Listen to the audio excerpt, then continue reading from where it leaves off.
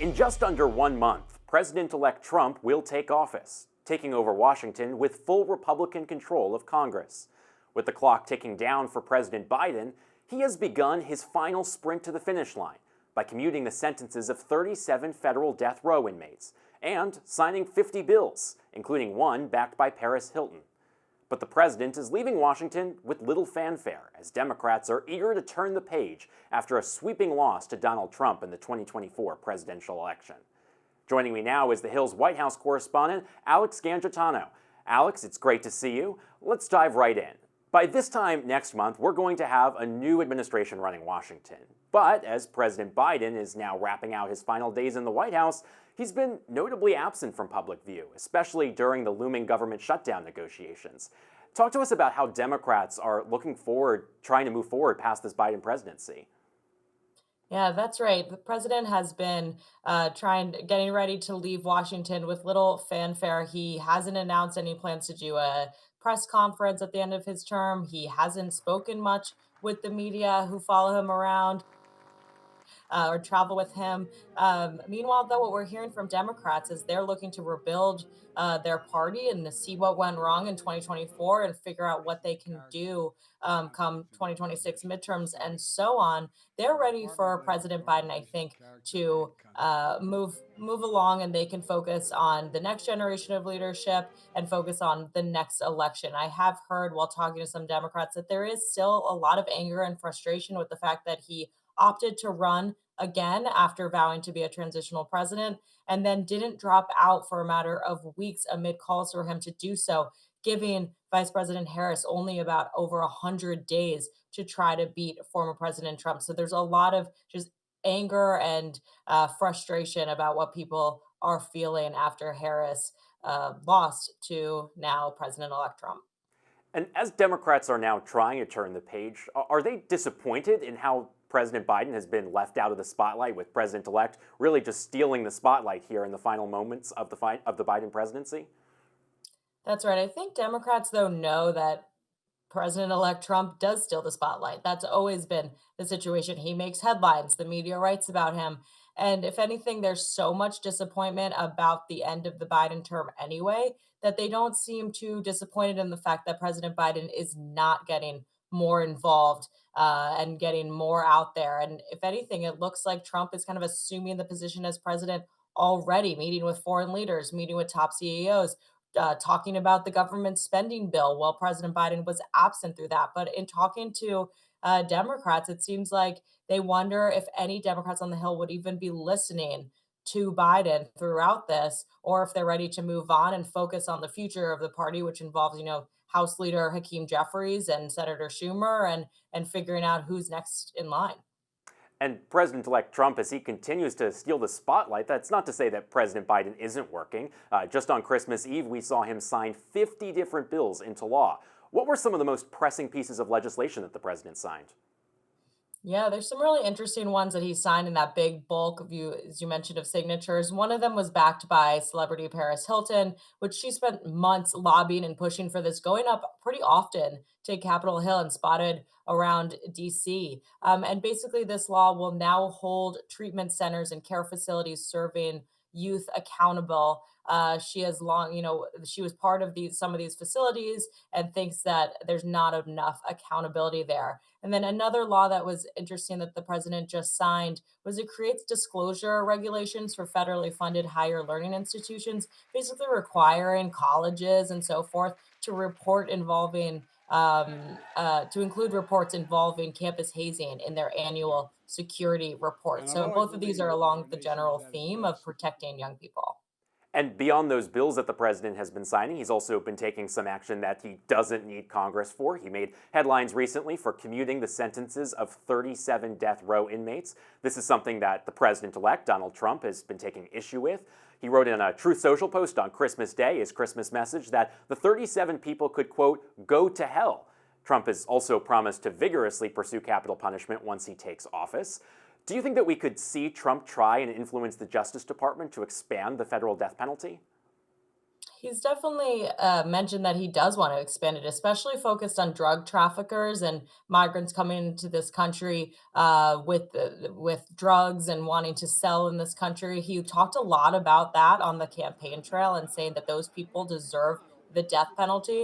And I think commuting a lot of these sentences, when Biden mentioned Trump as one of the reasons why he did it, which is, his concern that he would expand the death penalty and continue with federal executions if he comes in or when he comes in as president. Other reasons that Biden did this was he's Catholic and Catholic faith is against the death penalty. And so he's definitely making a nod to his religion through this. And also because he pardoned his son, Hunter Biden, and that got so much pushback from both sides of the aisle after he said that he would not be pardoning him. So I think a move like this is also to show that he wants to pardon. It's not just a nepotism thing. It's also to pardon people that he thinks don't deserve the death penalty, but also are criminals and will spend life in jail.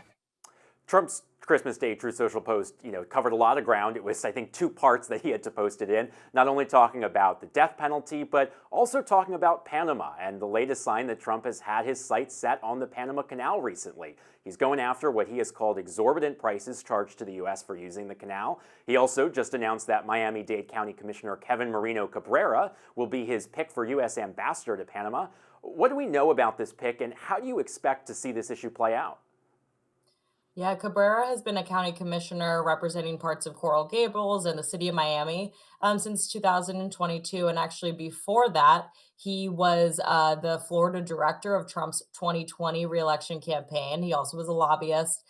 He's the son of Cuban immigrants. He's only 34 years old, but that's an interesting part of his background. And he's done good things for Trump since being commissioner. He actually was behind some of the renaming of an avenue down in Miami-Dade called the President Donald J. Trump Avenue. So he's definitely a Trump loyalist. He's someone who I think Trump wants to put in place, as we've seen in other instances of why he named someone ambassador. He wants to put in place some of his loyalists to just go through with whatever he wants to be done in that country. And as we can see, Panama is definitely a focus for him. And it's not just Panama in Trump's sights here. The president-elect has also taken aim at Canada and Greenland. Trump the other day mocked Canadian Prime Minister Justin Trudeau, again referring to him as Governor Trudeau. And Trump has also been suggesting that the U.S. could annex Canada. What do you make of these latest comments from the president-elect, and do you see this as just part of his negotiating tactic for when he takes office?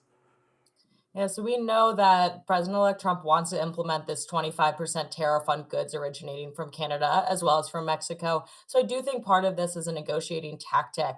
We know that Canadian Prime Minister Trudeau went down to Mar-a-Lago and spoke with him, but also some other foreign leaders have spoken with Trump already. A lot of top CEOs, especially of tech companies, have talked to the president-elect already and sat down and met with him. So all of this kind of is aligning at the same time that suddenly he's renewing his threats against Canada.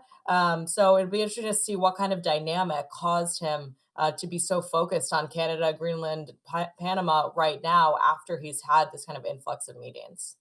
Shifting gears a little bit, Trump, as he's getting ready to take office, he's also been zeroing in on Liz Cheney for her work on the House January 6th committee, even suggesting that she should be prosecuted.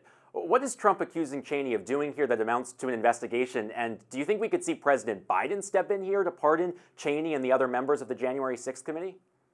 Yeah, so he's accusing Cheney of committing crimes when she led that January 6th panel because there is an allegation that Cheney improperly communicated with Cassidy Hutchinson, who became a star witness on the panel.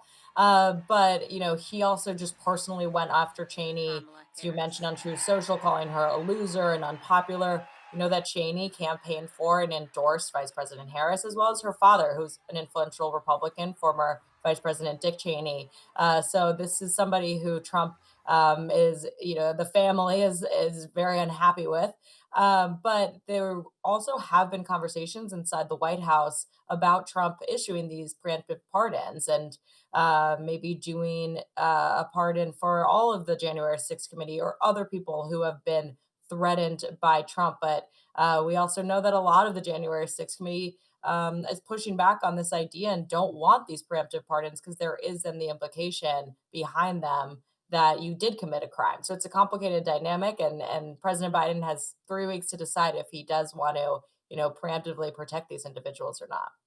Well, it may be a holiday week, but certainly a lot going on. The Hill's Alex Gangitano, thanks so much for joining us. Thanks, Zach. President Biden is condemning Russia's latest attack on Ukraine Wednesday, calling the Christmas morning strike, quote, outrageous.